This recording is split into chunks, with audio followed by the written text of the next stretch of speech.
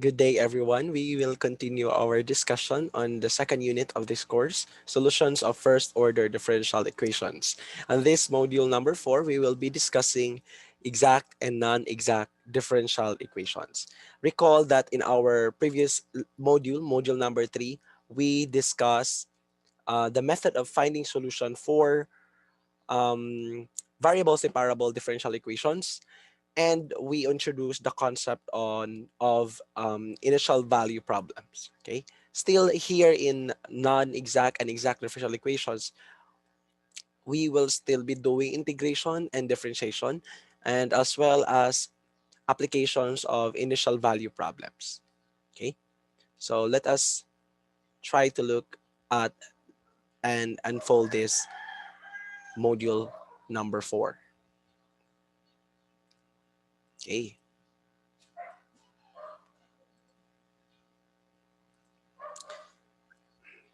Although the simple first order equation, diba, this is our an example. This equation is an example of a variable separable equation. Now you can separate this variable. This can be solved using the method of variable separable mechanism. We can still solve this by an alternative matter by recognizing that the expression on the left side, yung y dx plus x dy of the equality is the differential function xy, right? If you take this derivative of xy function equal to x times y, if you take this the derivative of this, of course you treat x and y as your variables. Of course we will apply product rule, right? So this becomes y dx plus x dy, which is equivalent to the left side of the previous equation. So in this section or in this module, we will examine first order differential equations of this form: m of xy dx plus n of xy dy equals 0. As you can see in the general form, we can no longer separate these variables x and y, since the function coefficient of dx and dy are now both functions of x and y. Unlike dito, yung previous equation y dx plus x dy equals 0, the coefficient function of dx is only composed of a singular variable y. Same with dy, singular variable x. But looking at this form, m of xy dx plus n of xy dy equals 0, these are now functions of two variables. Okay, hindi na siya singular variable function. So by applying a test of m and n, we can determine whether m of xy and m of xy dx plus n of xy dy is a differential of a function f of xy. If we can verify that they are exact, or if the answer is yes, we can construct now an f by partial integration. And that is how we will do it here. And also, on the later part of this module, we will also explore a method of finding the solution of non-exact equations by making the equation as an exact equation. Okay? So here are our learning outcomes in this module. At the end, you must be able to test exactness of differential equations, solve exact differential equations implicitly, and explain and solve integrating factors, as well as reducing non-differential equations to exact, non-exact differential equations to exact differential equations using the concept of integrating factors. Okay, so first we'll look at exact differential equations. We recall from calculus that if a function, say function f, is a function of both variables x and y, has continuous partial derivatives. Diba, in your math 60, I guess, or math 070, you had discussed partial differentiation or partial derivatives. Okay, so if a function is a function of two or more variables, you cannot take now the total differential. You need to solve first the partial differentials. And if you solve for the total differential of f given this function as a function of x and y, df is just simply the partial of f with respect to x times dx plus the partial of f with respect to x times derivative of y, right? From this, it follows that if your f of xy is equal to a constant, then your df, sorry, that is not du, that is df is equal to 0. So please disregard this. This is df. We change. df yan siya. Okay. So if f of xy dy, f of xy, if f of x and y is equal to c or a constant, if you take the derivative of both sides, of course, differential of f is equal to df this side, and differential of c is of a constant is 0. So, say for example, if you have this f of x, diba? So you can see the function f is a function of both x and y, and then that is equal to c. Then, if you take the derivative of the whole equation, you can solve df, which is equivalent to partial of x, is of course 1, plus, of course, we can solve this by product rule. So we have 2x y cubed dx, right? Plus, of course, taking the derivative of y cubed, that is 3x y squared, times treating the x squared constant. So we have x squared dy equals 0.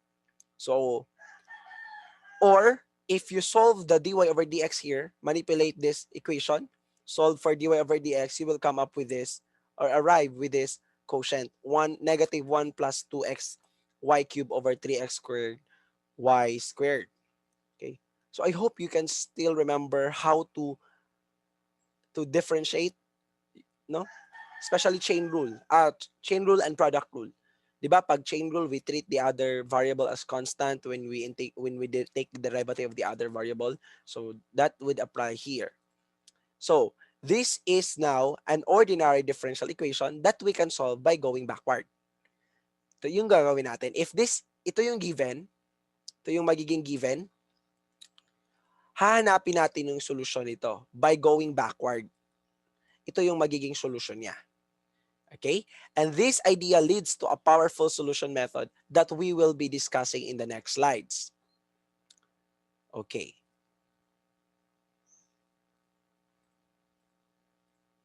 So if you have this first order differential equation, ordinary, equation 4.1, we call this exact differential equation if the form m of xy dx plus n of xy dy is exact.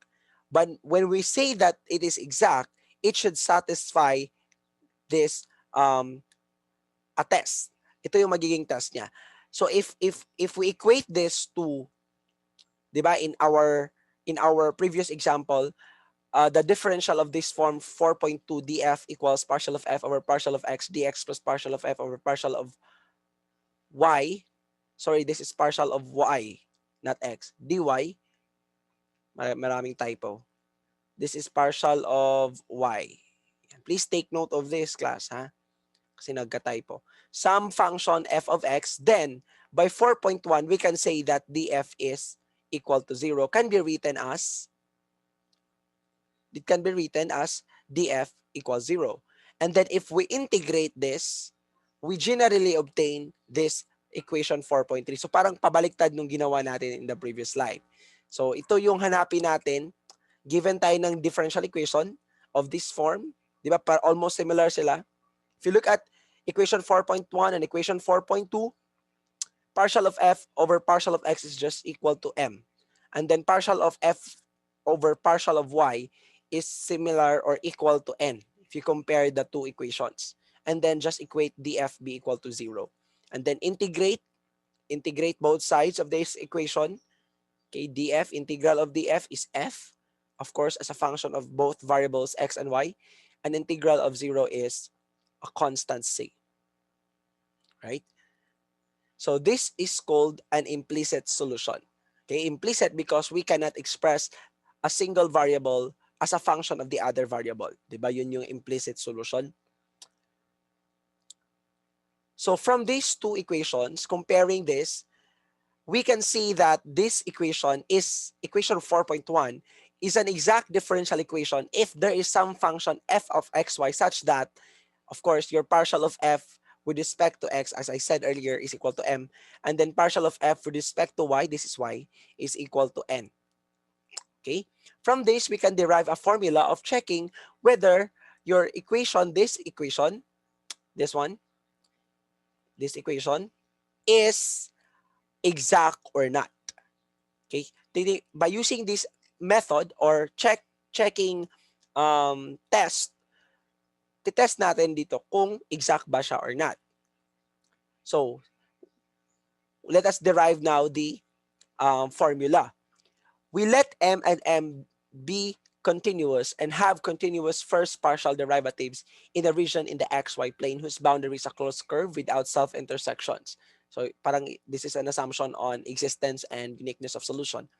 Then, by partial differentiation of this, if you take the partial differentiation of f of m, so partial of m with respect to y, okay, is equal to partial, of course, of f of the partial of x with respect to y. Okay? And this is equivalent to partial of m with respect to y equals partial second derivative of f with respect to y and x. Diba? If you take the partial of m. Similarly, we take the partial of n with respect to x. Yung ginawa natin kay m with respect to y. Kay n naman with respect to x. And then take the partial derivative, of course, n. So we have this partial of n with respect to x is equal to the second partial derivative of f with respect to x and y. And take note that these two are similar, right? Because we can write this as what? We can write this as partial derivative of f with respect to y and then with respect to x. Pwede siyang magkapalit yung order, di ba? In your calculus. So, similar lang siya dito. Equal lang sila. Right? So, therefore, we can say that from here, this is partial of m of with respect to y and partial of n with respect to x. This is now our criterion for exactness. So, yan yung gagamitin natin to test equation 4.5 to test whether the given differential equation is exact or not. Okay? So this condition is not only necessary but also sufficient for 4.1 to be an exact differential equation. So dapat masatisfy yung equation 4.5 para this equation, so ito yung gagamitin natin to test if this given differential equation is exact or not. So we test yung katabi ng dx, kunin mo yung partial derivative niya with respect to y. Okay? Yung katabi ng dy naman, kunin mo yung partial derivative niya with respect to x. Okay, opposite, no? Yung katabi ng dx, kunin mo yung partial with respect to y. Katabi ng dy, you take the partial derivative with respect to x. Okay. If your equation 4.1 is exact, kunyari, na-assume na natin, tapos na nating matest, sabi exact. The solution f of x now is our goal kung paano natin siya mahanap. Diba? This is our goal. F of xy equals c, the implicit solution of the differential equation. This can be found using these steps. First, gagawin is, of course, we test the exactness. Partial of m with respect to y should be equal to partial of n with respect to x. If not equal, you can say that the given differential equation is not exact. If it is equal, then it is exact. Second step, we need to find a of y and b of x. So how to find a of y and b of x? We need first to, the second step is finding f of xy, not a of y. So this is the, mali to siya, typo na naman. This is 2. Okay, this is 2. This is your step 3. Okay, step 2, then this is your step 3. Okay, so first, after testing the exactness, you find, di ba ito yung goal natin na hanapin, f of xy equals c. So we have two options. You can use option 1 and option 2. Option 1 utilizes this function first term, m of xy dx. Okay? And then the constant of integration now is a function of y, a of y. Pwede din na utilize mo si n of x and y dy. And the constant of integration now is a function of x. Okay? If you use this option 1, you treat y as constant. Okay? And then your a of y plays a role of the constant integration. Diba pag mag-integrate ka, maglagay ka ng constant c. This time, instead of c, you write a function of y. Say a of y. Okay? Then, if you use the second option, you treat here x as constant because you are integrating with respect to y. Diba? And then, of course, the constant of integration will now be a function of x. That is b of x. So, kailan gamitin, sir? Si 1 and 2. Okay, depende yan siya sa form ng equation. So, mas madaling i-integrate yung simpler form. So, if mas simpler yung form ni m of xy kaysa kay n of xy, you use option 1. Otherwise, you use option number 2. Okay? So, that is how you find f of xy. Tapos, mong ma-find to, meron ka pang kahanapin na function. That is a of y and b of x. How to find a of y and b of x?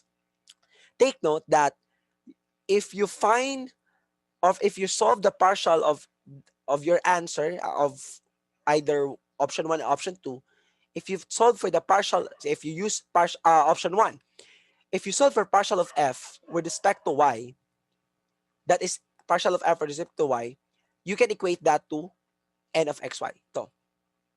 Pag ginamit mo to, pag integrate to solve for f of xy, and then you take the partial of the answer with respect to y, that is just similar or equivalent to n of xy. Similarly, ganun din pag ginamit mo si option 2. If you use n of xy dy as your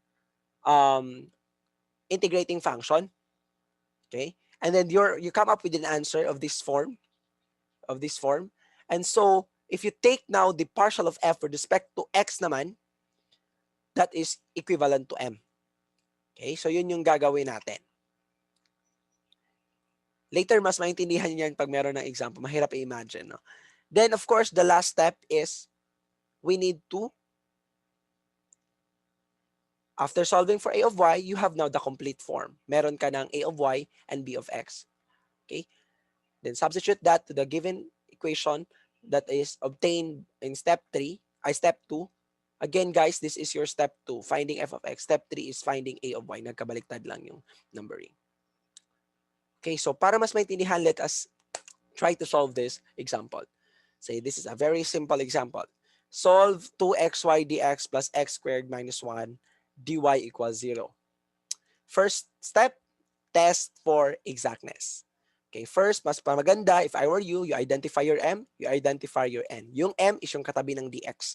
Your n function is yung katabi ng dy. So, solve now for partial of m with respect to y. That's equal to 2x. Right? Because we treat y here as the variable and x as constant. Diba? Pag partial derivative. So, partial of m with respect to y is 2x. And then partial of n with respect to x is also equal to 2x. Right? Okay. So, as you can see, partial of m with respect to y equals partial of n with respect to x. They are equal. And thus, the given DE is exact. Pag exact na siya, tsaka ka move forward to step 2. What is step 2? Find your solution f of xy equals c. So say we use our function m. Kunyari ito yung gamitin natin. You can also use n. Okay? So say let's use m. So that is 2xy. So we use option 1. No? So integral of m dx plus a of y as our concept of integration. So plug in m of xy, then integrate. Since we are differentiating with respect to x, we treat y as constant, so pwede natin siyang ilabas sa integral. Okay, integrate, you will come up with this function f of xy equals x squared y plus a of y. So, anong kulang? Hanapin natin si a of y. That is now step 3. To solve for a of y, we need what? We need to use yung equate mo si partial of f with respect to y to our function n. This function, this one, kukunin mo yung partial of f nito with respect to y. So, meaning we treat x as constant. So, we have derivative with respect to y, we have x squared. And of course, we have a prime of y, derivative of a, which is a function of y. And equate that to n. Your n is x squared minus 1. Ito na siya. Right? And then simplify, of course, mag-cancel siya. So, we have that. And then a prime of y can be written as dA over dy, diba? Another way to write this a prime is equal to -1. And then, of course, we integrate and then we found out or we obtain a value of a which is equal to -y. So, kompleto na ngayon yung sagot natin. We have now the complete solution of f of xy equals x squared minus y. And that is equal to c. Okay? So, this is now our final answer. Pwedeng ito na, or you can also, since you can simplify it further this way. But pwede na tong first answer. Okay? So, just follow the step. 4 steps lang yan. How about if I want you to try answering this example, yung previous example. Example 4.1, this example, try to use n in step 2 instead of using m. You should derive or come up with, you should arrive with the same answer. Okay? Dapat pareho yung sagot. When you use, instead of m, we use n. And then integrate that instead of with respect to y, ay x, you integrate that with respect to y. Okay? So let's have this another example. Example 4.2. So solve this given differential equation. Okay. Identify first m, identify n. Medyo nagka-complicate na yung functions, right? So m and then n. This is your m, this is your n. Okay? Parang may kulang dito na dy. Sorry. May kulang dito na dy. dy. Yan. So this is your m, this is your n. So first step is to test. So solve mo si partial of m with respect to y. Okay? With respect to y. So solve this is, of course, apply your method chain rule and product rule. You have this answer. And then apply also same method to n. This time, we take the partial derivative with respect to x. And then, as you can see, they are equal. Partial of m with respect to y and partial of n with respect to x are equal. Thus, the differential equation is exact. Then, pag exact na siya, we can now proceed to our next step, finding f of xy equals c as our implicit solution. Okay, kanina ginamit natin si m. This time, let us try to use n. Okay, n naman yung gamitin natin. Of course, either way, you can use m or n. So, here, I use n. So, you have partial of n dy, plug in, plus b of x, and then integrate. Of course, integrals are linear. So, you can always distribute the integral in a linear function. Yan, distribute ko siya. And then integrate with respect to y. And then, since we are integrating with respect to y, we treat x as constant. Kaya pwede natin siyang ilabas sa integral sign. Integrate, you have this final answer, f of xy equals x e to the 2y minus sine xy plus y squared plus b of x. Okay. Hanapin natin si b of x by taking the partial of f, partial derivative of this f of xy with respect to x since we are finding b of x, and then equate that to our m. Okay? After equating to m, plug in, what is the partial of f? Partial of f with respect to x, of course, e to the 2y is constant, so we have e to the 2y. Then here, of course, we need this to integrate, differentiate sign. So positive cosine. And then in du, you have y. So we have negative y cosine xy. And then y here is constant since we are differentiating with respect to x. So 0 to. So 0 plus b prime of x. And then equate that to m. This is our m. And then from here, as you can see, mag-cancel si e to the 2y and this one. So ang matira is db over dx equals 0. Integrate b of x is equal to c. So kompleto na ngayon yung final answer implicit solution natin, which is x e to the 2y minus sine xy plus y squared plus b of x, which is c, or that is equivalent to c. So this is now your final answer. So very easy. Just follow the steps. First is test for exactness. Second, find f of xy equals c. And then, of course, we need to find the constant of integration in the second step, b of x or a of y. And then after solving, you substitute that to the function obtained in step 2, and that would be your final answer. This is now your explicit solution. As you can see, in this solution, we cannot express y as a function of x here. Kaya this is implicit solution. We have here another example. Cosine of the function x plus y dx plus quantity 3y squared plus 2y plus cosine of the function x plus y quantity close quantity dy. So first step, test. Okay, test for exactness. Identify your m, identify your n, and then take the partial of m with respect to y, then partial of n with respect to x, and then check if they are similar or equivalent. So as you can see in this example, the partial of m with respect to y and the partial of n with respect to x are equal. Thus, the differential equation given is exact. So next step is to find f of xy. So here I am utilizing m kasi mas madali si m, isang function lang. Dito marami. So ganun yung point dito. Gamitin mo yung mas simpler. So do not complicate things. So we simplify if we can. Okay? So simple approach lang dapat. So we have this and then integrate. Of course, we have sine x plus y plus a of y. Take note that we are integrating with respect to x, so we treat y as constant. And then, after that, we take the partial of f. Since we are looking for a of y, this is a function of y, so partial of f with respect to y. Okay? And equate that to n. Okay? So, partial, we have this, cosine x plus y. Partial of a of y with respect to y is a prime.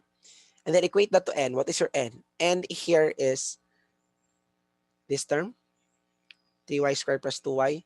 And then you simplify and solve for a of y. So mag-cancel yan siya.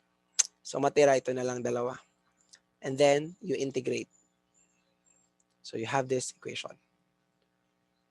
A of y equals y cubed plus y squared. Therefore, your final answer, plug in mo yan dito, is sine x plus y cubed plus y squared equals c. Okay? Paano, sir, i-check kung tama yung answer? So you do the reverse. You take the you take the implicit or differentiate the answer implicitly. So you implicitly differentiate this, okay? And then your answer should be this. Dapat yan yung sagot mo. When you differentiate this implicit, that is how you check if your answer is correct or not. Okay? Okay. Another example. Trying to solve this trigonometric differential equation. Cosine y times sine hyperbolic of x plus 1 dx minus sine y times hyperbolic cosine of dy equals 0. First thing to do is take the partial of m with respect to y and partial of n with respect to x and then check if they are equal. If they are equal, then the differential equation is exact. And then if they are exact, we can now proceed to step 2, finding f of x. Let us now try to use n. Take note, guys, that kasama to si negative, ha? This is your n. So kasama si negative pag minus yan siya. Okay? Di ba our general form is m dx plus n dy. General to siya. Kaya plus. So, pag negative si n, of course, magiging minus yan. Right? So, like in this example. So, we have negative. Kasama si negative dito. Then integrate, of course, we are integrating with respect to y. And so our constant of integration will be a function of x. Here we use b of x to denote this function. And so we treat x as constant. So pwede natin ilabas si cosine h of x. Pwede natin siyang ilabas. Yan. And then integrate sine y. So very easy. Cosine y plus b of x. To solve for b of x, we need to take the partial of f with respect to x. So take the partial derivative of this equation, this f, with respect to x. So ito yun siya. Then equate that to m. So with respect to x, of course, we treat y as constant. So we have cosine y. Derivative of cosine is sine, hyperbolic x, plus b prime of x equals cosine y sine hyperbolic of x plus 1. So mag-cancel. So db over dx equals 1. Integrate b is x. So b of x is equal to x. And your final answer would be, plug in mo lang si x, si b of x, which is equal to x, then equate that to constant c. This is now your final answer. Okay. So just follow the steps. Okay, last example for exact equations. Dami ko nang binigay na example, so dapat ma-master nyo to. This is now an IVP problem. We have a differential equation subject to a condition. When x is 0, y is 2. So first, as you can see, the given differential equation is not written in exact form. So dapat isulat mo muna siya in this form. M dx plus n dy. Always write it first bago ka mag-test. Okay? Write it first in this form before you conduct the test for exactness. Always, ha? Pag hindi, dapat isulat mo na in the standard form for exact. So, what is m? What is n? So, first, we write it in standard exact form. So, by cross-multiplying, you have this equation. And then rearranging, transpose. So, you have this function. So, you have this equation now. This is now our m. And this is now our n. Right? Our m and our n. Negative si n. So take the partial of m with respect to y and partial of n with respect to x and then test for exactness. So you can see they are equal. So the given differential equation is exact. Okay. Next is we solve for f of xy. Solving for f of xy, we can use m or we can use n. If you look at here, m and n, compare their functions, mas simpler si n kaysa kay m kasi si m meron siyang nung meron kay m. Trigonometric, di ba mahirap yung mga trigonometric, prone pa yan sa error. Baka makalimutan. So we'll use the simpler function which is n in integrating. So yan. Integrate, plug in. So you have this final answer. You have this f of xy. So we integrate with respect to y. And then after that, we need to solve for b of x. To solve for b of x, we equate the partial of f with respect to x with m. Equate that to m. And then solving, taking the partial derivative of this with respect to x, of course, y is constant, so 0, plus, of course, we have xy squared, plus b prime of x. Equate that to m. We have here our m. And so mag-cancel si xy squared and the xy squared on the left and the right. And then integrate.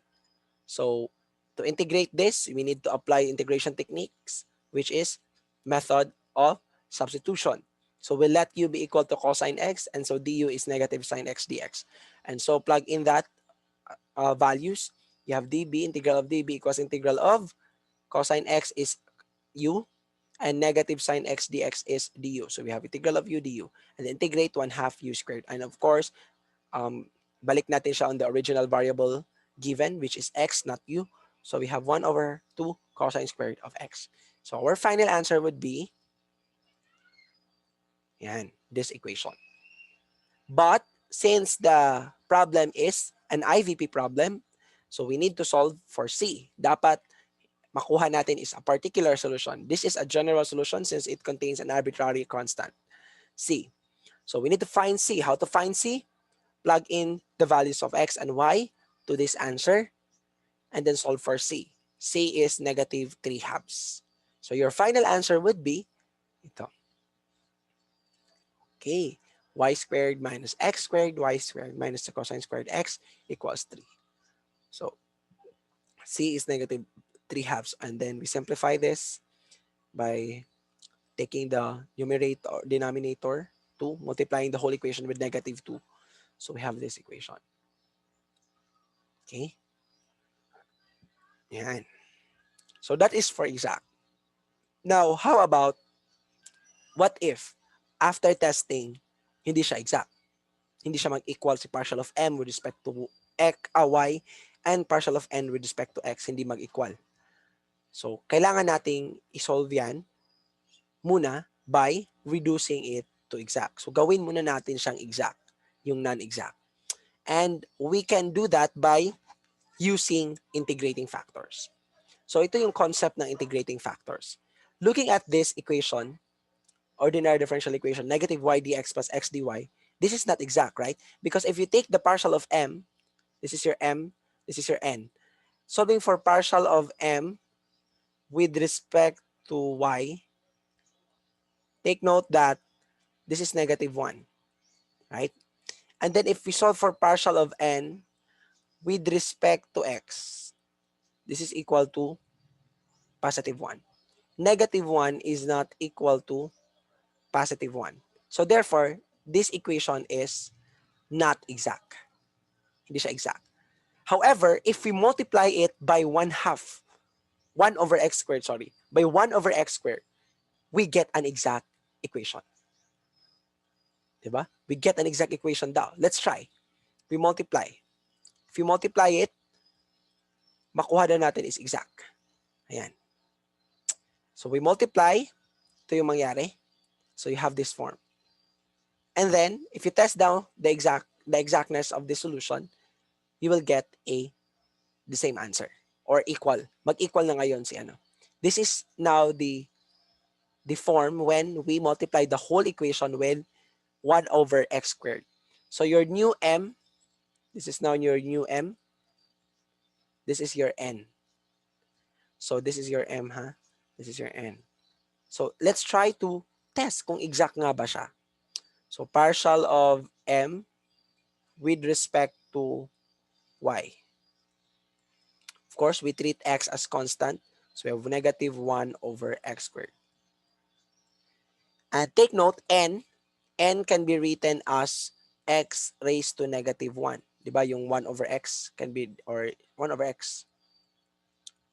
So, partial of n with respect to x is equal to, of course, by chain rule, negative 1 times x raised to negative 1 minus 1. So, we have negative 1 or negative x raised to negative 2. Okay, this is negative 2. Or we can write this as negative 1 over x squared. Baba natin si function. So from negative, pag ibaba, magiging positive. Laws of exponent. So they are now equal. Right? They are now equal. So therefore, this equation is now exact. Yung kanina, hindi siya exact. But when we try to multiply it with a factor, 1 over x squared, naging exact. So that is how we do it here. Okay? So in integration then gives this general solution if you integrate. Okay. This example gives the idea, and all we did was to multiply a given and exact equation with a function, f. So say for example, yung non-exact mo ngayon is given by 4.6. Kunyari, you have now non-exact. Non-exact siya. This is now the general form for non-exact. Instead of, we just replace, take note guys, M, N, P, Q, kung anong letter pa yan, those are just variables. We can always replace that with other letters. Okay? So that is why I discourage students to memorize formulas. You need to understand the formulas. Do not just memorize. Kasi pag pinalitan na yung variable, minsan hindi na nakakaintindi. So 4.6 say this equation 4.6 is a non-exact equation. If we multiply this non-exact equation 4.6 with a function f, which in general, this function f can be a function of both x and y. Okay? The result equation will be ito. Kung i-multiply natin to with f, so of course, f p dx plus fq dy equals 0, magiging 4.7. And this equation 4.7 now is exact. So we can solve it as just discussed earlier using the method on exact. But first, the dilemma here is we need to find the integrating factor. So paano natin hanapin si integrating factor? We call this f, yung tawag doon sa function na kung i-multiply mo yung this function to the non-exact form, magiging exact. We call this function as integrating factor. So this is how you find the integrating factors. These are some examples. So these are line, kunyari ito no, yung kanina, y over x. And it is remarkable that we can readily find other integrating factors with this. Take note, hindi lang pala isa yung, di ba ito yung example natin kanina. Then we multiply it with 1 over x squared. So 1 over x squared is our integrating factor. And pwede natin siya multiply with this 1 over y squared, 1 over x, y, and 1 over x squared plus y. And we can still get a reduction on exact form. So try to do it. So try to test. I want you to test this kung exact nga ba siya. So this form now of equations are now exact.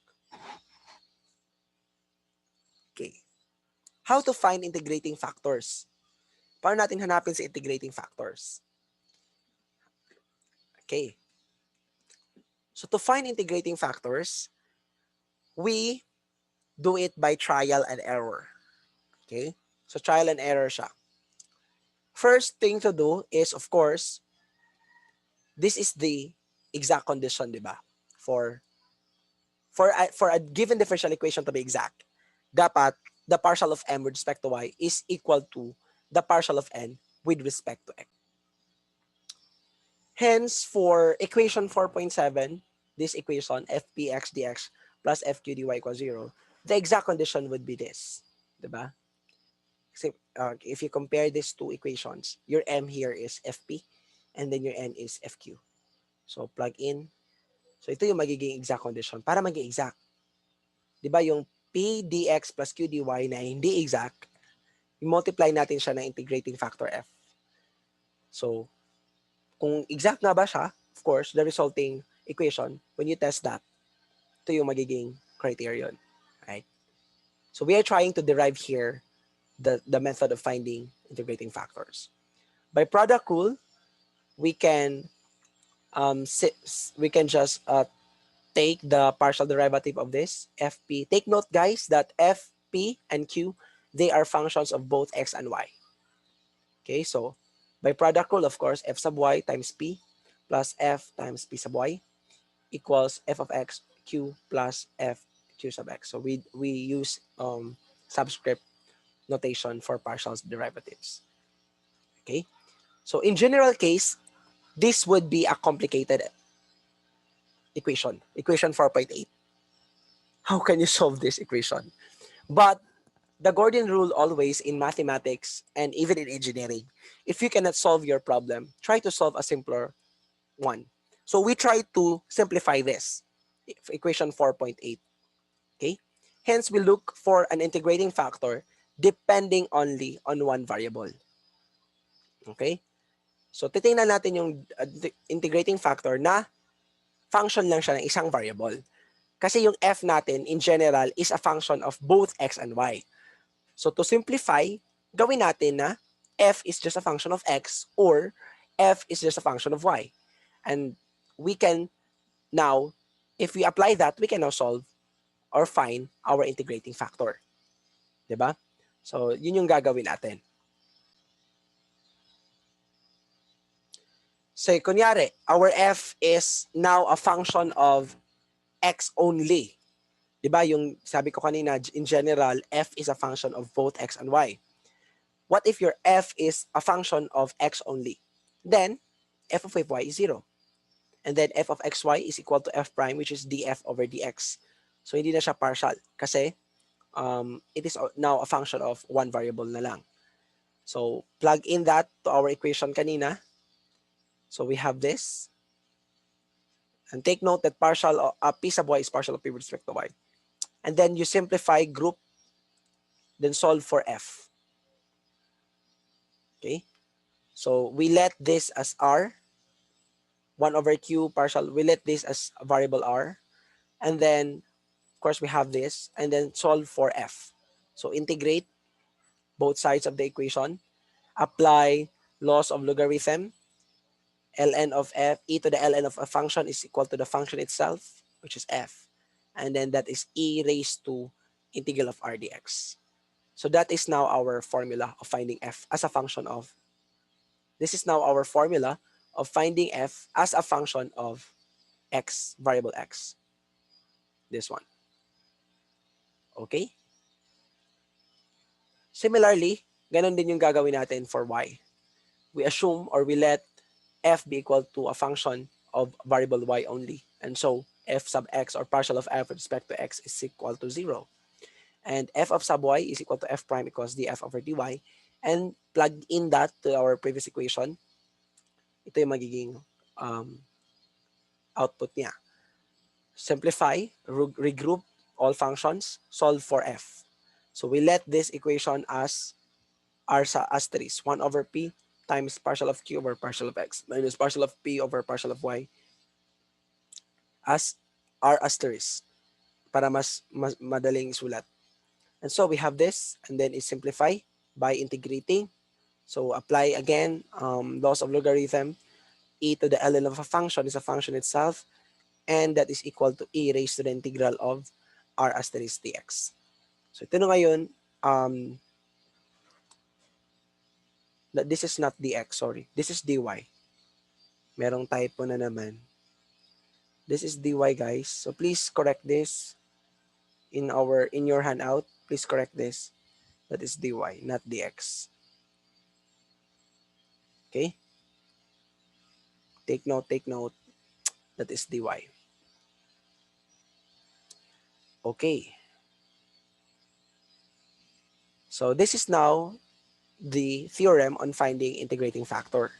You can use this equation. F of x equals exp means e raised to r of x dx, where your r is this. Okay? And then, if you want an integrating factor as a function of y, use this similar form, but instead of r function of x, you have r function of y, and this r function of y is equal to 4.10 equation. R asterisk equals 1 over p partial of q for partial of x minus partial of p over partial of y. So, ang pinagkaiba lang dito, mas madaling paano siya di ba ito yung ano natin, general form for non-exact. You have p dx plus q dy equals 0. So, for x, pag ma-assume ka na x, of course, mauna si p. Partial of p with respect to y. Kasi kukunin mo yung partial of p with respect to y and partial of q with respect to x. Tapos pagkuha mo, hindi siya equal. Kaya non-exact. Right? So ito na ngayon dalawa. So you subtract this 2. Ito yung term na yan. And then divide it with q. Pag y naman, you divide it with the x, coefficient of x, which is p. Pero baliktad yung order. Nauna na ngayon si q. Okay? So, madali lang yan siyang i-memorize. So, let's have examples para mas madaling intindihin. Okay, let's try to solve this equation. X of y, xy dx plus quantity 2x squared plus 3y squared minus 20 dy. Solve this equation. So, first step to solve is you test for exactness. This is your m, this is your n. And then after testing, you arrive with non-equality. They are now non-equal. So partial of m with respect to partial of y is not equal to partial of n with respect to x. Therefore, this given differential equation is not exact. So pag hindi exact, we find a way to reduce this to exact. But first, we need to find the integrating factor. So in the reduction form, of course, instead of m, yan yung magiging p natin, q, and then partial of p over partial of y is x, and partial of q with respect to x is 4x. Kasi hindi siya exact. So we just replace the variable para hindi kayo ma-confuse. So ito yung gagawin ninyo. Okay? And then we find the integrating factor. Okay, finding the integrating factor, you have this f of x. Assume natin that the integrating factor is a function of x. Okay? Function of x siya. So, we use equation kanina ng formula. And then first, we need to find r. What is r? 1 over q times partial of p over partial of y minus partial of q over partial of x. So we have here the values, p, q, and partial derivatives of p and q. So plug in, and then dapat yung resulting equation is a function of x, di ba? R of x eh. So dapat pa function of x.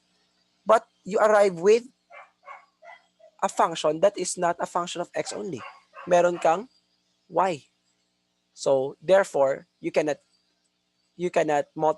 there is no existing function or factor that is a function of x only. Okay? To be an integrating factor. Wala kang makita. So, you try y. You try y. So, trying y, find the integrating factor as a function of y. So, you use this formula for r, asterisk, and then plug in. You have p is equal to xy, and then 4x minus x. And then after simplification, as you can see, mag-cancel si x. So, ang matira is 3 over y, which is now a function of y only. Okay, consistent dapat. Kanina kasi, you assume that the integrating factor is a function of x, but you arrive with a function that is not only a function of x. So you cannot use that. So we use 3 over y. So ang gagawin natin, we multiply the whole equation with 3 over y. Okay. So solving for f of y, you have now this equation, which is not 3 over y. 3 over y is your r. And then plug in that to the formula, f equals e to the r integral of dy. So you have this answer. Take note that integral of 3 over y, 3 is constant, pwedeng ilabas. Integral of 1 over y is ln of y. So by applying laws of logarithm and laws of exponent, di ba, laws of logarithm, ano yung laws of logarithm? X ln of, say, y is equal to ln of y raised to x. So, dapat alam niyo na to. These are basic. So, yan. And then, another rule, logarithmic property, e to the ln of a function is equal to the function itself. So, our integrating factor now is y cube. So, yung y cube, i-multiply natin yan on this equation, yung given. After multiplying, you have now your new m and your new n. Okay? Then try to test for exactness. As you can see, they are now exact. So from non-exact, naging exact. But take note, guys, that the solution of this exact is just equal to this non-exact, because you are multiplying the whole equation. So you are not changing the equality.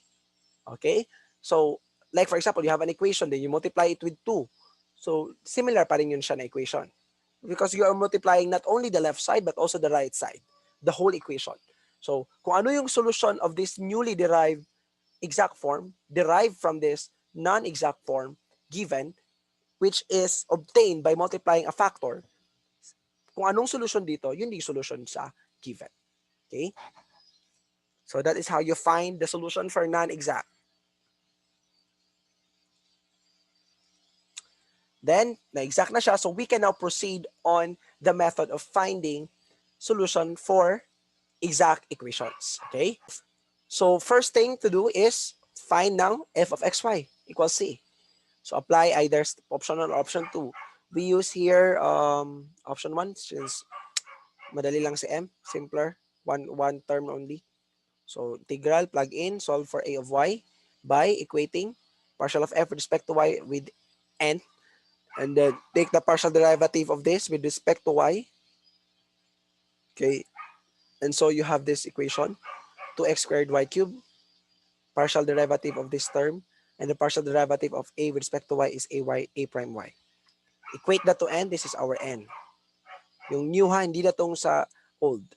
Yung bagong form na. And then, simplify.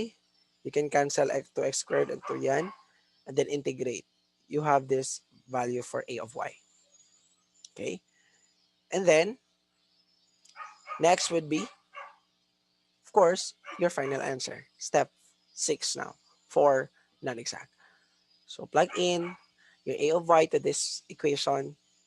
Yung na-obtain mo na f of xy. And then equate that to c. This is now your final answer. Okay? So, that is how you do when you try to solve non-exact differential equations. So, let's try now this other example. This is an IVP problem. The given differential equation is subject to this condition that when x is 0, y is equal to -1. So like what we did, we test first, and then as you can see, they are non-exact or they are not exact. So find now our integrating factor. First, we assume that the integrating factor is a function of x. So solve for r of x. As you can see, this the resulting equation or function is not a function of x only. So we cannot use this. We assume now another integrating factor as a function of variable y only. So plug in the values for the formula, and then simplifying, you get this equation, which is equivalent to -1. -1 is a constant. So therefore, we can use that to multiply or to solve for the integrating factor. Solving for integrating factor, that is f equal to e raised to r of y dy. So we have here e to the -y. This is now our integrating factor. Ito yung gamitin natin to multiply the given non-exact equation para maging exact. So we multiply, distribute, of course. So ito yung resulting equation. Okay? So algebra lang to, guys. So dapat master na kayo nito, no? I assume that you are already good on this because you take engineering course, di ba? So basic algebra, dapat alam niyo na yan. And then we have here partial of m with respect to partial of y equals 1. Partial of n with respect to partial to x equals 1. So we take the partial of m with respect to y and partial of n with respect to x. This is your m, this is your n. And then we found out that it is equal. So therefore, the given or the DE now, the resulting DE, this DE is exact. Ito, hindi siya exact. But when we multiply it with e to the negative y, which is our integrating factor, naging exact siya. The solution of this exact is also a solution of this non-exact. Okay? So we can now move on or move to the next step, which is finding f of xy equals c. So you use this term m dx plus a of y, integrate. We treat y as constant since we are integrating with respect to x. So e to the x plus xy. Integral of y is integral of 1y is xy. With respect to x kasi ito, y is constant. So a of y. And then, we take the partial of f with respect to y na ngayon. Since we are looking for a function a as a function of y. So take the partial of x with respect to y. Now we treat x now as constant. So e to the x is constant, so 0. And then plus x. Then equate that to n. Our new n, this one. X minus e to the negative y. Solve for a of y, we have e to the negative y. And then plug in that to our f of xy equation. So this is now your final answer. But since the given problem is subject to initial conditions. So we solve for C. Dapat particular solution tayo. So plug in the value of x and y to this. E to the 0 is 1, 0, e to the negative 1, negative. So e to the 1, so 1 plus e. So c is 1 plus e. So e to, this is now your final answer. E to the x plus xy plus e to the y, negative y equals 1 plus x. 1 plus e. Okay. So that's all. So try to solve equations in the book. There are a lot of problems in your book. So try to solve that. Okay. So thank you, and please keep safe and study well. No? Review all our lessons and practice, practice, solve. Okay? Thank you.